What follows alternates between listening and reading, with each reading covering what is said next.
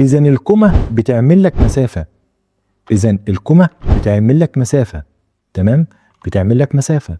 اما البلس مش بيعمل مسافه.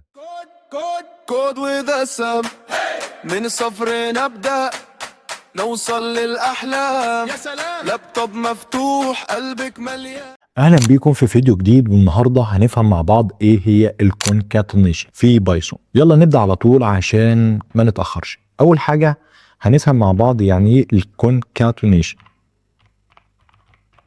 الكونكاتينيشن اللي هي عمليه ربط النصوص ببعضها او نص برقم. ازاي اربط نص برقم واطلعهم في نفس اللاين؟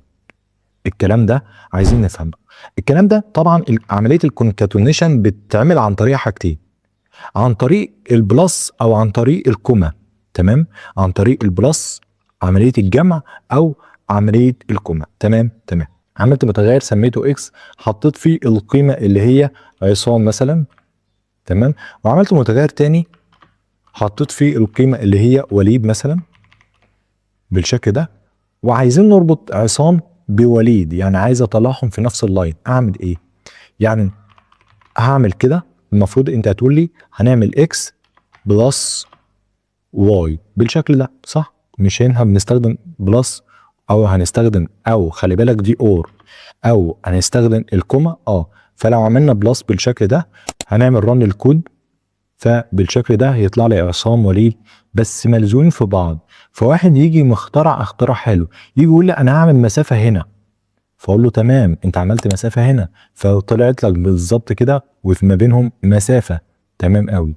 طب هو احنا مش ممكن ان احنا نمسح المسافه دي ونعملها في الاول هنا؟ هتقول لي ينفع، وهتطلع برضه نفس الحكايه. اقول لك تمام، ولكن برضه لو مسحنا المسافه دي تمام وقمنا شايلين البلس، او خلينا نعمل حاجه واحده، خلينا عملنا ايه؟ الكوما والبلس. لو عملنا الكوما والبلس بالشكل ده، تمام، وعملت ايه؟ وعملت رن الكود كده، هلاقي اول حاجه جابها لي فيها مسافه والتانيه ما فيهاش مسافه.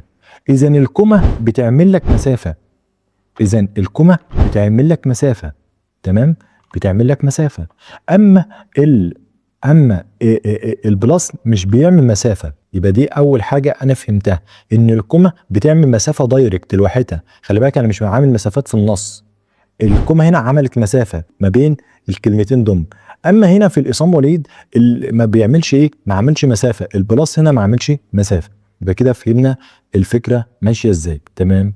وكمان حاجه برضو، لو جيت اربط نص برقم مثلا، انا كنت بربط نص بنص عادي خالص، الاتنين بيربطوا النص بنص، تمام، ولكن الكوما تتميز عن البلس ان هي بتربط نص برقم.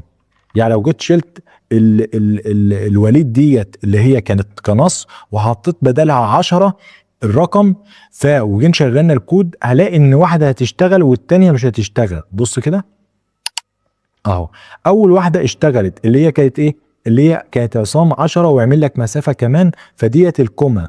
يبقى الكوما هنا عاد تربط سترينج بسترينج، تمام، وعاد تربط كمان ايه؟ سترينج بانت برقم. يبقى عاد تربط سترينج بسترينج وعاد تربط رقم بسترينج، تمام. ده في مين؟ ده في الكوما. اما في البلس لا، في البلس بتاخد حاجه بس، السترينج مع السترينج بس، وكمان الانت او الانت مع الانت بس. هنا هيطلع لك جامع، يعني هنا لو عملت هنا شلت القيمه دي وحطيت 10 كمان، فبالتالي بقت جامع. هنا دي هتجمعها اكس، هتجمعها مع الواي، فهيطلع هنا 20. اما هنا هيطلع 10 و10. بص كده انا عملت ايه؟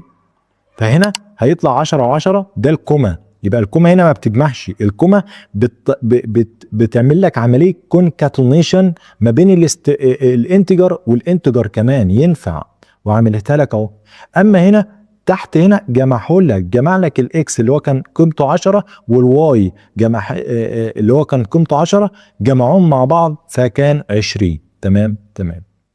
المشكله اللي حصلت فوق هنا، ان المشكله هنا ان ما ينفعش في البلس اعمل ايه؟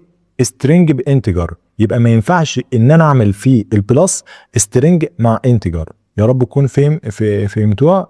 وكده خلصت عمليه الكونكاتنيشن، والسلام عليكم ورحمه الله وبركاته. 5 4 3 2 1 بخطوة توصل وحدك.